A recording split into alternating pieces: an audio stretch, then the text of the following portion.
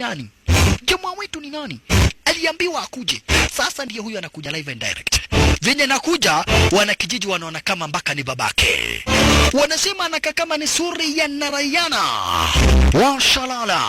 Anakuja tu kama babake. Mwanzo babake alikuwa village protector. Alikuwa basi amebarikiwa sana.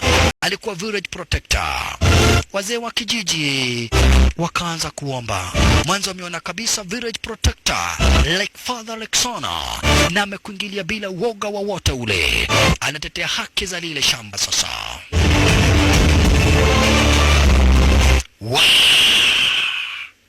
Ako wapi manzi? Yani dole guaya. Mpaka Notorious Bernard alistuka. Ade Bogaro. Dole guaya. Mi naannani చూస్తున్నట్టుగా ఉంది. Hawana uoga, wewe ni kama babako. Kani ipu. Uoga ni nyanya yako. Upuzi ndio uko na mwingi. Tumia kama wana kaida. Sisi tumeona mambo mingi sana.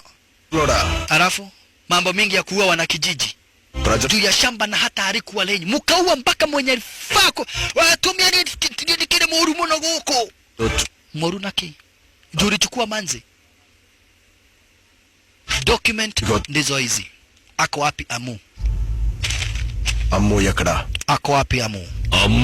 Amu, akatuge Amu, tuseme Amu unaweza muokoa kama utaweza.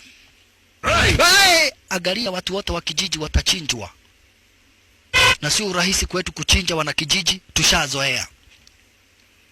Lakini juu nasikia wewe ni mshindi, unashinda kila wakati. Hapa kuna nyumba kama 100. Amu tumemkata mkono, anavunja damu.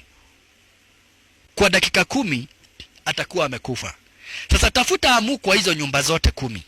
Kwa hizo yani kwa muda wa dakika 10 tafute Amu. Ukimpata kuwa uhai, uko na bahati. Unajifanya sana kama babako wewe. Sisi ni wazee wa kitabu. Tumeona mambo mingi na tumekuletea machinery hapa. Huyu machinery anaweza kukugonga vibaya.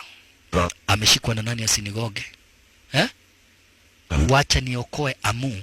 Alafu hivyo anagoganaga nikuje nimwambia nigoge. Agaja wewe, ujui kijana wangu horaga ihe nyingi muno. Huyu kijana wangu anapigaga watoto wengi sana. Na Amu na Michelle. Tuache hadithi. Man to man. Okoa kwanza Amu. Ako huko ndani. Nani? Jamaa wetu ni nani? Aliambiwa akuje. Sasa ndiye huyu anakuja live and direct. Venye nakuja, wana kijiji wanaona kama mpaka ni babake.